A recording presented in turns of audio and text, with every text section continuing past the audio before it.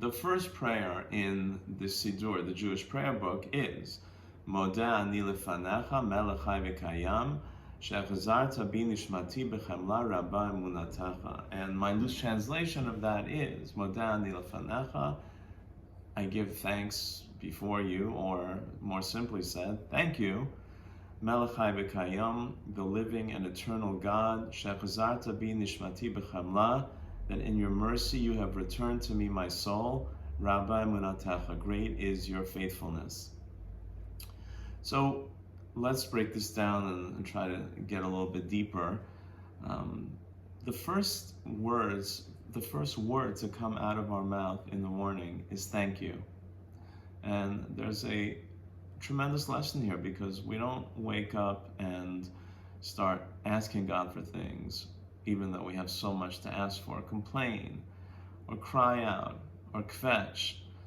Instead, we acknowledge the gift that God has given us, and that is the gift of life, and we thank Him for it. And that is an incredibly meaningful lesson for us to be aware, recognize the things, the gifts that we get, and acknowledge them, express our thank you. Now, we do that to God in the morning, but there's so many other times in the day that we can do that. We can thank parents, spouse, friends, children, and even random people that we come across during the day who do nice things for us, who show us kindness. And it's up to us to be aware of that and to thank them. Now, the second part of the tefillah, of the prayer, is Shechazarta bi nishmati b'chemla, that you've returned to me my soul in your mercy. Now, this refers to the Jewish teaching, that when a person sleeps, his or her soul rises up to heaven. And in fact, the Talmud refers to sleep as 1/60th of death. So leaving aside the science of it, let's just focus on the meaning and the lesson. And the lesson here is that each morning we are, so to speak, reborn. We have the opportunity to view the new day ahead of us with a new light, with fresh eyes, with a fresh perspective. And it's up to us to take that opportunity and to view the day as being the opportunity to do something meaningful, to do something good, to fulfill our goals. And that's a very special opportunity that God gives us, and it's really a blessing for those who are able to do that. Because the alternative is to wake up miserable and to continue that misery from day to day, and our worries and our complaints. And that is really a cruel world to live in. Whereas God is merciful, and He gives us a new soul. He gives us that opportunity to refresh our view, to look at the world differently, look at the world new, see the opportunities that the day brings us to do good and to lead a meaningful life. And finally, the last part of the tefillah is Rabba Emunatecha, great is your faithfulness. And this, I guess, the easy, simple way of understanding that would be that God is dependable. We can depend on God. But that doesn't really reflect accurately the Hebrew, because the Hebrew words Rabba Emunatecha mean great.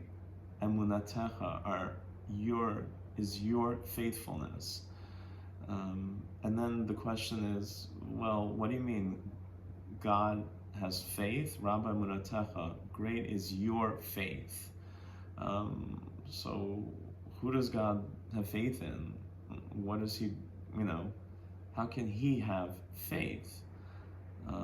And the answer is that God has faith in us.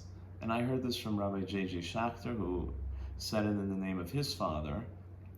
God has faith in us. He gives us back our soul every morning because he believes, he has faith that we will take advantage of that day and do the right thing and lead a good life and lead a meaningful life.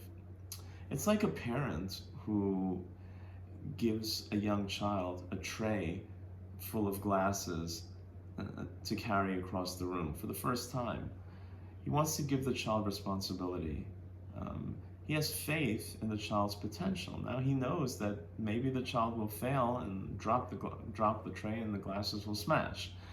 But he's willing to take that risk because he knows that unless he gives the child the chance to fulfill his potential, the child will never be able to do that. So God has faith in us, and he's there to protect us. He doesn't want us to drop the glasses, and he doesn't want us to get hurt.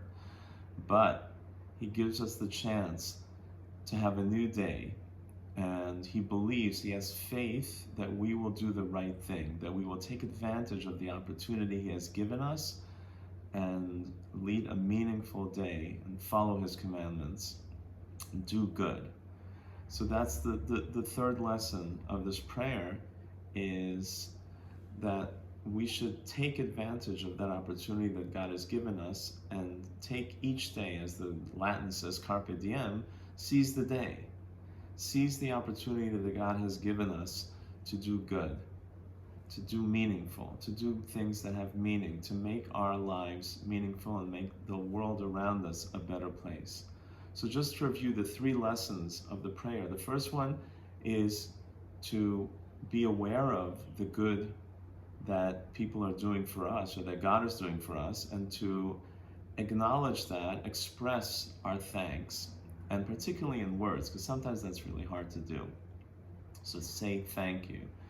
The second lesson is to take the opportunity, view each day as a new opportunity to do good, to bring good into the world, to lead a meaningful life. And the third and final lesson is to acknowledge that God has faith in us, and to take that God's faith in us and to fulfill that. Let's not make God look, like he's making a mistake in believing in us.